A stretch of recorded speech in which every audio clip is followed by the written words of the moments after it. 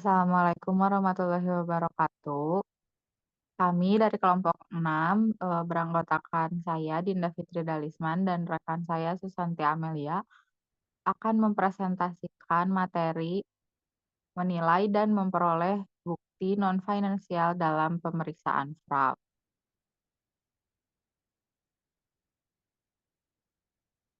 Nah, yang pertama tuh ada pengertian dari bukti non-finansial. Bukti non-finansial itu apa aja sih? Itu tuh berupa informasi atau data yang tidak berasal dari catatan keuangan, namun relevan dan dapat digunakan untuk mendukung proses proses audit dalam mendeteksi atau membuktikan adanya kecurangan atau fraud itu sendiri.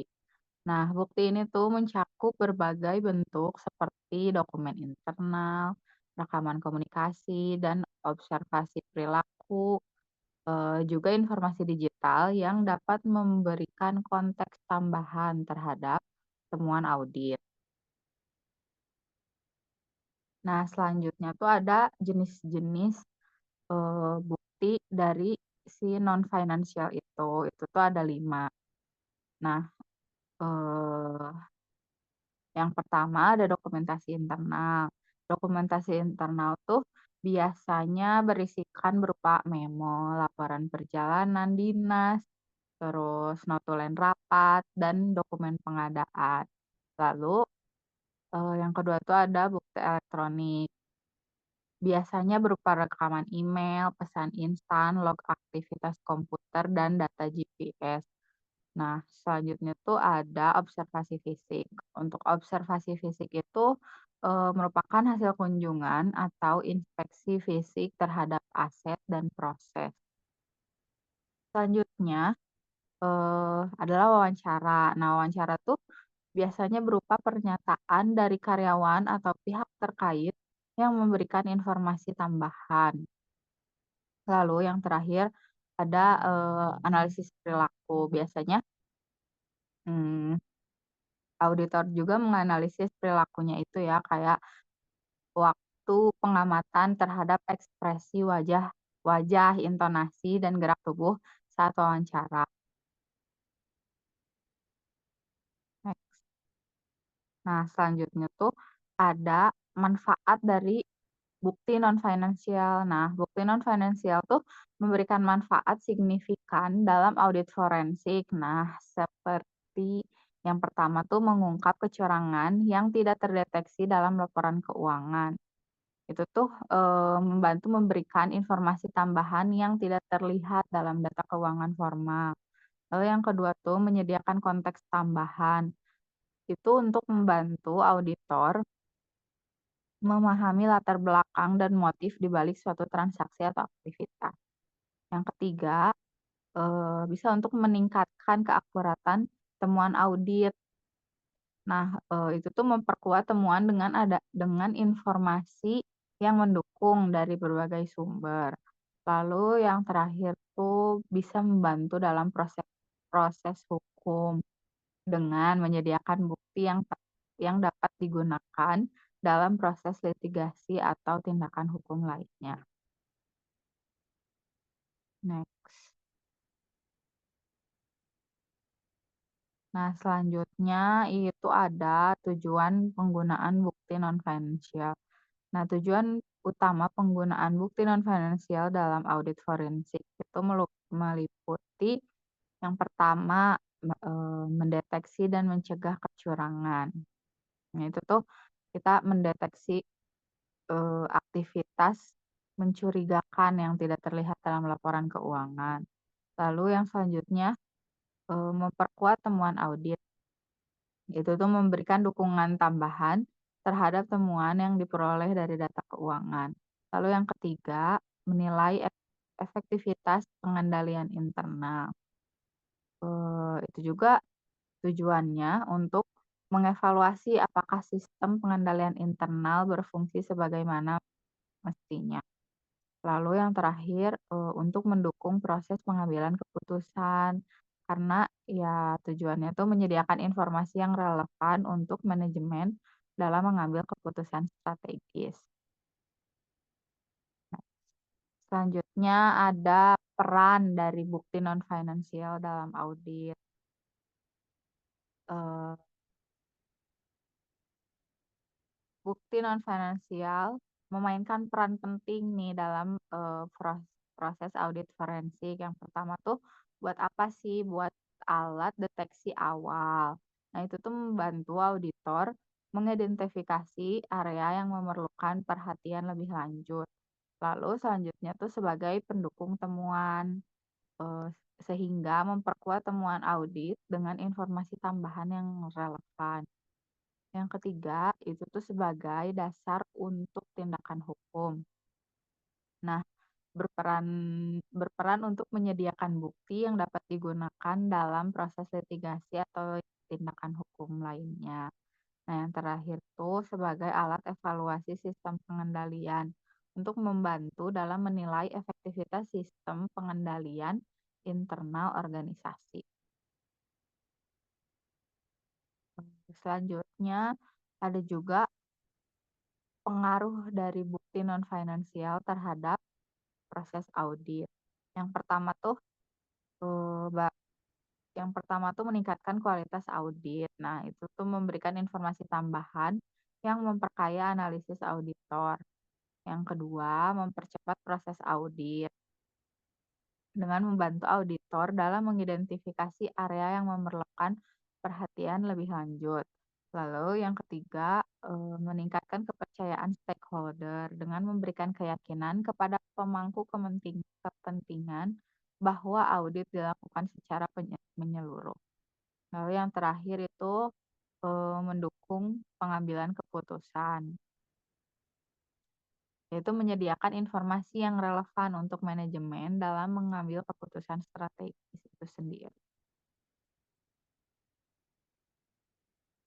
Selanjutnya, ada teknik dan metode untuk pengumpulan bukti non finansial itu sendiri.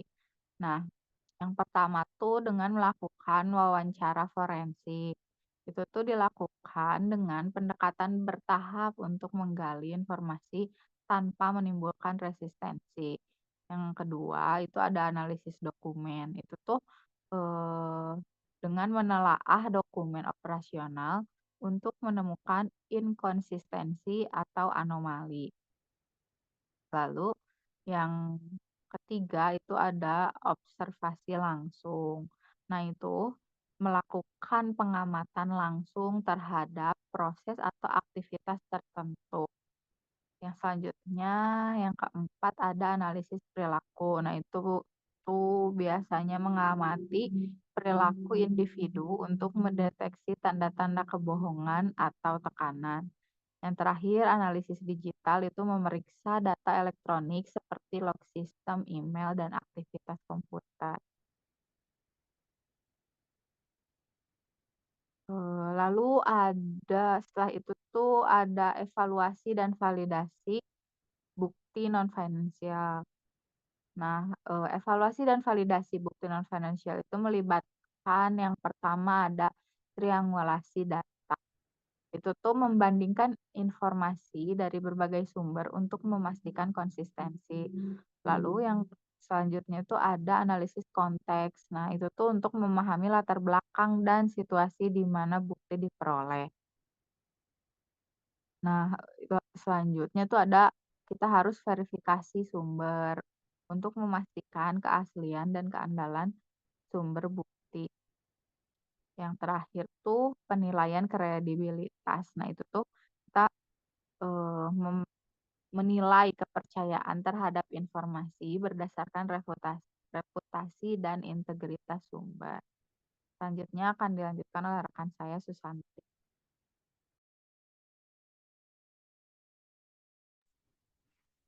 Di bagian yang selanjutnya, kita akan membahas tentang perbedaan wawancara dan juga interogasi. Jadi, di bagian yang pertama, wawancara itu biasanya bersifat netral dan tidak menuduh. Sedangkan interogasi itu bersifat menuduh. Kayak contohnya wawancara kerja. Itu kan netral, tidak menuduh. Kayak bertanya tentang apa adanya. Sedangkan interogasi pasti udah ada meaningnya nih kayak wah ada something nih yang terjadi. lalu ada interogasi. Lalu bertujuan untuk mengumpulkan informasi. Lalu yang ketiga dapat dilakukan di awal investigasi. Yang keempat, dapat dilakukan dalam berbagai lingkungan atau suasana.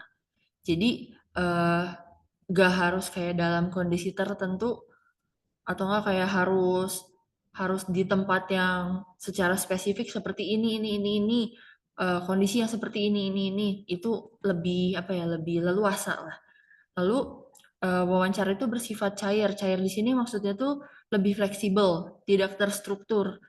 Nah, selanjutnya kalau yang interogasi, itu yang tadi seperti udah dibahas di awal, itu lebih bersifat menuduh karena di sini itu pasti ada namanya persuasi yang aktif karena dari pihak yang mempertanyakan pasti sudah memiliki dugaan atas sebuah apa ya sebuah kayaknya orang ini ada melakukan kesalahan ini deh, makanya dilakukan interogasi. Lalu yang ketiga bertujuan untuk mengetahui yang sebenarnya.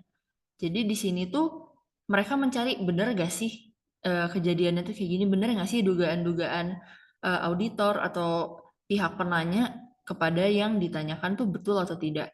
Lalu selanjutnya dilakukan dengan lingkungan yang terkontrol atau terkendali. Di sini pasti udah ada pengawasan juga dari pihak lain, gak mungkin kayak cuman one on one tanpa ada struktur yang jelas, tanpa ada lingkungan yang terkontrol dan juga terkendali. Lalu yang terakhir hanya dilakukan sesudah investigator mempunyai keyakinan yang memadai tentang salahnya seseorang. Jadi nggak mungkin tuh kalau seseorang diinterogasi padahal kayak gak ada salahnya apa-apa, nggak ada indikasi-indikasi, nggak ada kayak kecurigaan terhadap hal tertentu. Kalau misalkan interogasi pasti udah ada kayak indikatornya gitu, kayak warn-nya lah. Lalu selanjutnya kita akan bahas tentang langkah-langkah interogasi. Jadi biasanya interogasi itu dilakukan oleh beberapa langkah yang wajar, yang normal, yang biasanya dilakukan. Yang pertama, direct positive confrontation. Jadi di sini tuh konfrontasinya langsung tapi positif. Nah, jadi di sini konfrontasi pelaku fraud terkait perilaku atau komunikasi yang mencurigakan. Jadi to the point gitu ya, straight, enggak yang berbelit-belit, enggak yang muter-muter dulu ke sana ke sini, tapi langsung straight to the point. Lalu yang kedua, interrogation time. Nah, di sini didasarkan pada bukti yang mendukung seperti analisis perilaku atau komunikasi nonverbal. Jadi gak mungkin kayak kalau berdasarkan feeling saya sih dia kayak gini-gini, itu nggak bisa. Tapi udah ada interogasinya gitu. Ada didasarkan dari bukti yang mendukung. Lalu yang ketiga, handling denials.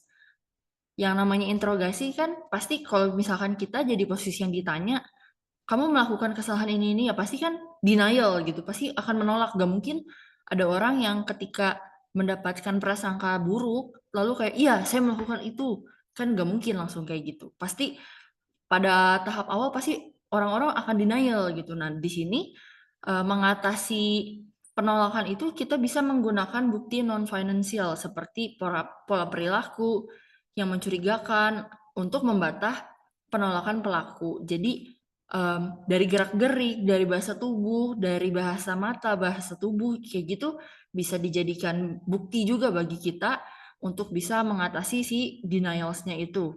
Lalu yang keempat, overcoming objections atau mengatasi bantahan. Nah, di sini tuh menguatkan bukti non-financial untuk menanggapi bantahan atau alasan yang disampaikan oleh pelaku fraud. Ya, sekali lagi yang namanya kita diinterogasi atas hal-hal yang gak baik atau nggak hal-hal yang dicurigai, gak mungkin dong langsung kayak, iya betul saya melakukan itu. Gak mungkin, pasti ada denialnya dan yang sekarang pasti ada bantahannya kayak, enggak saya nggak melakukan itu. Di laporan itu gini yang terjadi, pasti orang-orang akan melakukan itu. Dan di sini bukti non-financial itu berfungsi untuk menanggapi bantahan atau enggak alasan-alasan ya alibi yang disampaikan oleh si pelaku fraudnya itu. Lalu yang kelima, keeping the suspect's attention. Nah di sini tuh harus memperhatikan ekspresi wajah, bahasa tubuh pelaku yang bisa menjadi bukti non-finansial yang mendukung untuk pengamatan selama interogasi. Karena di sini tuh penting banget yang namanya attention untuk ke si suspeknya itu penting banget, kayak dari bahasa mata, gerak-gerik mata, dari bahasa tubuh, dari intonasi cara berbicara, itu tuh bisa jadi salah satu bukti kuat yang mungkin gak bisa kita dapetin di tempat lain dan cuma bisa didapetin lewat interogasi atau wawancara ini. Lalu yang keenam, handling the suspect's passive mood. Ya, di sini juga siapa sih yang gak akan pasif? Pasti akan cenderung untuk lebih pasif gitu ya. Nah, di sini tuh fungsinya untuk mengamati perubahan dalam perilaku nonverbal atau ekspresi wajah dapat membantu dalam menanggapi sikap pasif dari pelaku. Jadi, di sini kita bisa mengamati perubahan dari sisi sisi ekspresi wajah, dari yang namanya intonasi dan lain-lain. Jadi kita bisa overcome the passive mood-nya gitu. Oke. Yang selanjutnya presenting the alternative question. Jadi di sini kita harus menyajikan pertanyaan alternatif. Nah, pertanyaan alternatif yang dapat menantang konsistensi pengakuan pelaku fraud. Jadi ya bisa dibilang kayak mungkin pertanyaan jebakan gitu ya. Kadang orang-orang kalau udah ditanya terus dicecar, pasti ada titik lemahnya juga. Lalu langkah yang ke-8, melibatkan tersangka dalam pembicaraan, bringing the suspect into the conversation. Nah, di sini observasi perilaku nonverbal dapat memberikan petunjuk tentang tingkat keterlibatan dan ketertarikan pelaku dalam pembicaraan. Jadi, ketika kita udah dapat atensinya si suspek itu, dan kita bisa menarik dia ke dalam conversation itu, maka kita bisa lebih mendapatkan petunjuk yang lebih dalam lagi. Lalu yang terakhir ada the written confession atau pengakuan tertulis. Nah, di sini tuh menggunakan bukti non-financial seperti transkrip wawancara atau analisis perilaku sebagai pendukung untuk mendapatkan pengakuan tertulis.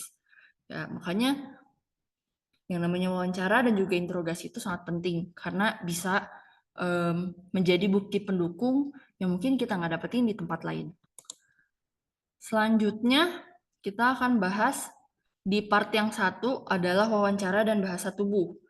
Nah, yang pertama ini wawancara. Ada tipe-tipe pertanyaan yang ada dalam wawancara. Yang pertama, itu pertanyaan pengantar. Lalu yang kedua, ada keterangan. Yang ketiga, ada penutupan. Yang keempat, ada penaksiran. Yang kelima, ada pencarian pengakuan. Nah, jadi dari 5 tipe pertanyaan yang ada dalam wawancara ini, sebisa mungkin tipe pertanyaannya ini berupa open-ended questions. Jadi jangan pertanyaan yang jawabannya iya atau tidak, tapi pertanyaannya mengapa, bagaimana. Jadi mereka bisa menjelaskan atau nggak menguraikan. Daripada kalau close-ended questions, itu mereka cuma jawab, apakah kamu melakukan ini? Iya. Apakah kamu melakukan ini? Tidak. Kalau kayak gitu, jadi tidak ada penjelasan lebih lanjut. Nah, selanjutnya, tantangan dalam wawancara fraud. Yang pertama, pewawancara tidak terlatih. Karena tadi di sebelumnya juga kita sudah sempat bahas tentang ada beberapa sikap dari suspek yang denial, yang menolak, yang langsung membantah, dan lain-lain. Nah, kalau misalkan pewawancaranya tidak terlatih, maka bisa jadi hasil dari wawancaranya itu tidak maksimal. Lalu, yang kedua, kurang pengalaman. Masih berpengaruh juga dengan poin yang tadi nomor 1. Kalau tidak terlatih, terus jam terbangnya masih kurang, dan mungkin bisa jadi hasil dari wawancaranya itu jadi nggak maksimal juga. Lalu yang ketiga, tidak familiar dengan protokol wawancara. Dalam hal ini, jika pewawancara belum begitu paham, belum begitu familiar dengan protokol wawancara yang ada, maka bisa jadi itu dijadikan celah bagi suspek untuk bisa melakukan pembantahan ataupun denial. Lalu yang selanjutnya kita akan membahas 10 Best Practices by Joe Wells. Nah, jadi menurut Joe Wells, wawancara dalam investigasi fraud harus dilakukan secara sistematis. Kenapa tuh? Nah, dia menyarankan 10 langkah utama agar proses wawancara dapat mengarah pada hasil yang valid, termasuk kemungkinan mendapatkan pengakuan tertulis dari tersangka. Yang tadi ada di langkah nomor 9 yang ada di langkah sebelumnya ya. Yang pertama yaitu prepare. Jadi di sini harus ada persiapan yang matang. Siapkan data, latar belakang, dan rencana wawancara terlebih dahulu. Yang kedua, berpikir fleksibel. Jadi, think as you go. Jangan kaku dengan daftar pertanyaan. Gunakan poin-poin kunci supaya diskusi bisa mengalir dengan lebih alami. Yang ketiga, watch the non-verbal behavior atau perhatikan bahasa tubuh atau kalibrasi. Amati tanda stres untuk menilai kejujuran narasumber. Jadi, di sini ketika narasumber udah mulai mengalami perbedaan nada bicara, gerak-gerik, nah itu bisa dijadikan bahan untuk diperhatikan dengan lebih lanjut. Yang keempat, set the tone atau bangun suasana positif. Di sini harus dimulai dengan pesan profesional. Jadi dari pewawancaranya juga harus berpakaian sopan, harus memiliki sopan santun, memiliki etika, dan juga menjalin hubungan dengan baik. Jadi jangan membawa konotasi yang langsung negatif, karena orang yang diwawancara pasti akan langsung cenderung untuk menolak dan juga lebih menutup diri. Lalu yang kelima, pace your questions atau atur tempo wawancara. Di sini wawancaranya jangan terlalu cepat, jangan terlalu lambat. Mulai dari pertanyaan yang ringan sebelum masuk ke pertanyaan sulit. Jadi jangan sampai baru juga mulai wawancara, udah langsung pertanyaan yang berat. Jadi di sini orang yang diwawancara akan lebih susah untuk menjawab. Lalu yang keenam, do more listening than talking. Jadi di sini kita harus lebih banyak mendengar daripada berbicara. Jadi di sini posisinya sebagai pewawancara harus membiarkan narasumber berbicara dengan lebih banyak. Jadi walaupun kadang kayak pengen langsung nimpalin, tapi pewawancara harus menahan diri dan juga jangan kebanyakan ngomong karena kita butuh data-data dan juga informasi dari narasumber kita, bukan kita yang perlu banyak ngomong. Lalu yang ketujuh, be straightforward. Di sini kita harus bersikap terbuka dan juga jujur. Jangan sampai kita memiliki sikap yang agresif atau manipulatif. Tetap harus transparan tanpa mengganggu proses yang ada. Nomor 8, take your time. Kita harus sabar, tapi tetap harus observatif. Di sini kita bisa luangkan waktu, tanyakan follow-up questions jika dirasa ada informasi yang belum lengkap. Jadi, jika ada informasi tapi baru sepotong nih. Nah, bisa tuh kita ajukan beberapa follow-up questions. Dan harus sabar, karena wawancara gak bisa diburu-buru. Lalu yang ke-9, double check facts. Jadi di sini kita harus verifikasi fakta sejak awal. Jangan sampai si narasumber ngomong A, oke, langsung percaya A. Tapi kita harus cross-check juga, benar nggak nih faktanya adalah seperti yang narasumber sampaikan. Lalu yang terakhir, get it in writing. Jadi tujuan goalnya ini adalah memiliki pengakuan tertulis. Jadi akhiri dengan upaya mendapatkan pengakuan tertulis dari tersangka. Atau bisa disebut juga dengan interview admission seeking. Selanjutnya, kita akan membahas tentang masalah hukum dalam wawancara fraud. Di sini, investigator fraud tidak selalu butuh otoritas hukum untuk melakukan wawancara. Tapi di beberapa negara, lisensi diperlukan jika mengaku sebagai penyidik. Jadi nggak bisa langsung saya ini, saya mau melakukan investigasi fraud, wawancara, dan lain-lain. Karena itu private dan juga menyangkut hal yang cukup sensitif, maka diperlukan lisensi supaya nggak ada scammers tuh ya kalau disebut di sini. Lalu yang terakhir, penggunaan penipuan dalam wawancara diperbolehkan selama tidak menjerumuskan orang tak bersalah untuk mengaku. Jadi jangan sampai kita jadi ngejebak juga si narasumbernya, sebenarnya dia tuh innocent, sebenarnya dia tuh nggak salah, tapi karena wah feeling saya katanya sih dia salah, terus jadi dijebak untuk membuat orang yang nggak bersalah itu jadi mengaku. Nah itu tidak boleh. Lalu yang terakhir di bagian yang pertama ini, bahasa tubuh atau body language. Nah di sini bahasa tubuh itu mencerminkan emosi dan stres, dan seringkali gak pernah disadari oleh orang yang diwawancara. Jadi mungkin saat diwawancara dia merasa dapat tekanan, mungkin gak sadar kayak melakukan pergerakan di tangan, di mata, intonasi, dan itu bisa jadi poin plus yang bisa dicatat oleh pewawancara untuk menambah bukti-bukti non-financial dalam wawancara tersebut. Nah, di bahasa tubuh tuh ada beberapa isyarat umum termasuk keraguan, suara tinggi, kesalahan bicara, pupil melebar, dan gerakan tubuh berlebih. Jadi, kalau udah ada beberapa indikator, oh berarti udah ada tanda-tanda nih. Kenapa ya ini orang kok nampaknya gelisah, kok nampaknya memiliki keraguan, dan lain-lain. Lalu, negatifnya atau minusnya dari bahasa tubuh ini adalah tidak selalu akurat. Karena bisa jadi sebenarnya ya udah kepalanya gatel aja sih, tapi disangka pewawancara itu adalah oh mungkin ini menunjukkan kegelisahan atau mungkin dia sedang menyembunyikan sesuatu, padahal ya emang lagi gatel aja kepalanya gitu.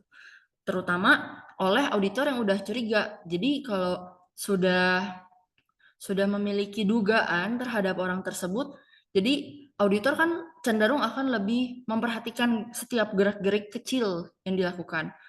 Nah, bisa jadi itu jadi titik di mana auditor melakukan salah tafsir. Lalu yang terakhir, negatifnya atau kekurangannya itu tidak diterima di pengadilan sebagai bukti yang sah. Ya karena di poin yang sebelumnya dibahas kan bisa salah tafsir. Jadi ini belum diterima di pengadilan sebagai bukti yang sah. Selanjutnya ada di bagian yang kedua, yaitu isyarat penipuan dan bahasa mata. Nah, yang pertama ini isyarat penipuan. Selain isyarat bahasa tubuh atau body language yang sebelumnya sudah kita bahas, ada isyarat lain yang digunakan untuk mengidentifikasi kebohongan. Contohnya, yang pertama, interaksi interpersonal. Jadi, di sini contohnya adalah menggoyangkan kepala ketika berkata iya setelah pokok bahasan dibuat. Lalu ada juga gerakan tidak konsisten. Lalu yang kedua, keadaan emosional. Nah, di sini orang-orang pembohong akan cenderung untuk menghindari menyentuh orang yang menanyai mereka. Ya mungkin mereka takut refleksnya juga gimana gitu ya, salah berlaku, salah berbuat, salah bertingkah gitu.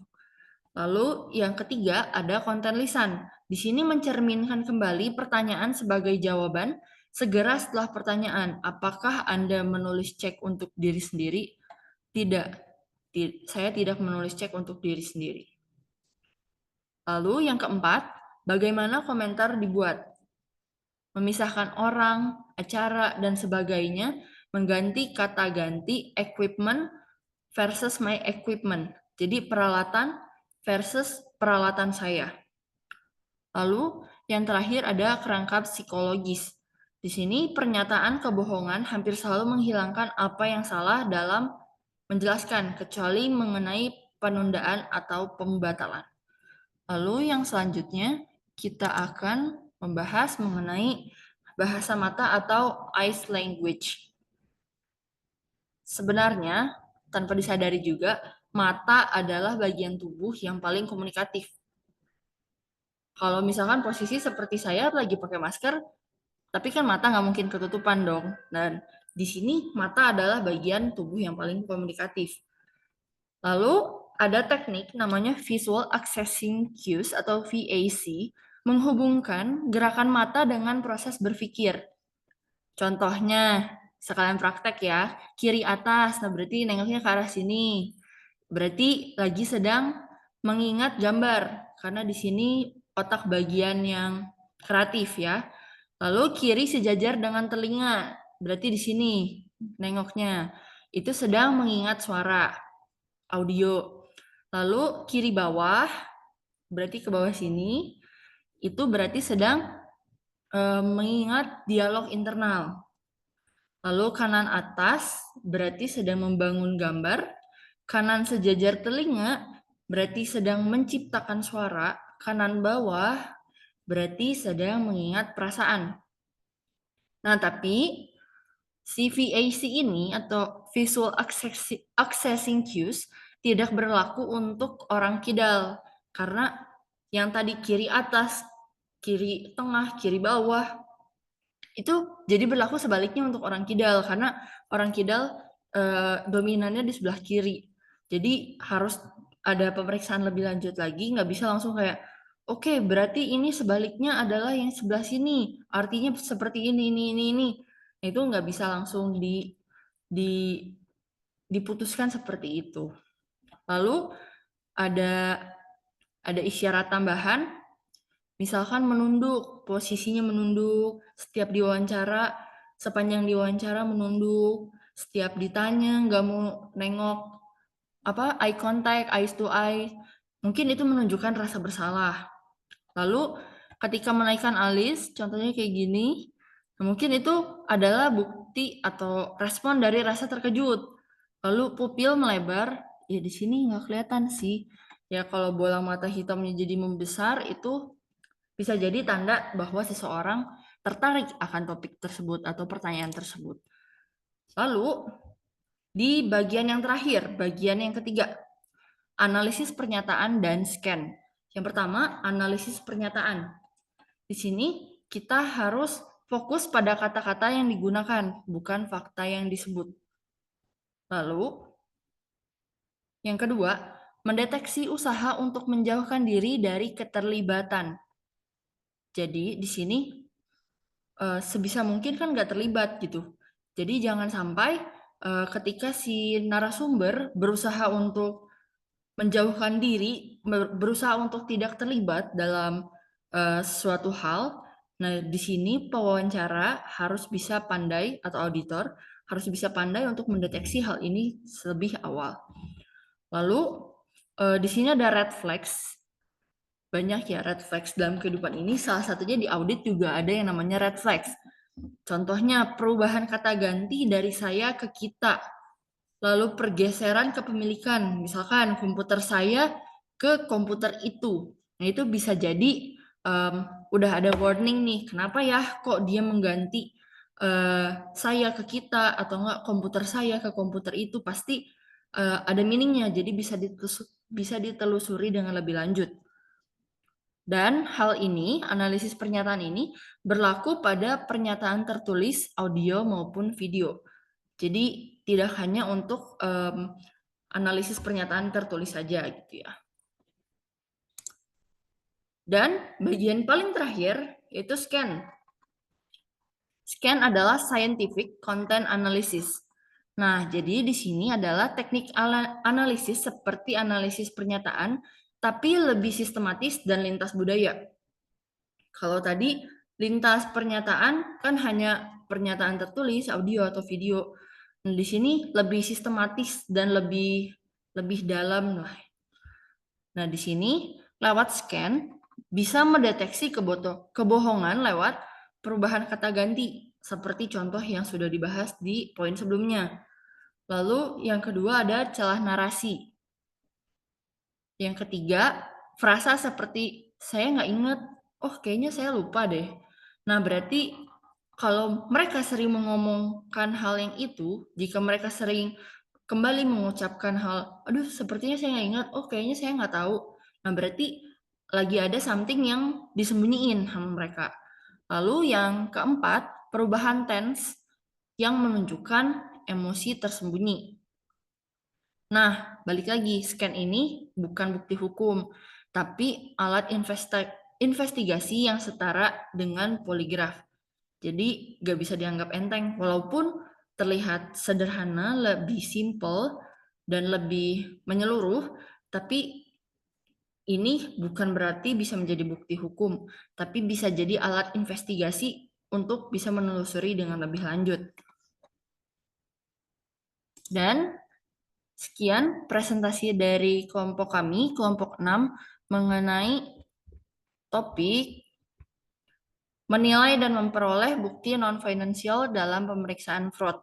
Mohon maaf jika terdapat kesalahan maupun kekurangan kata. Terima kasih banyak. Wassalamualaikum warahmatullahi wabarakatuh.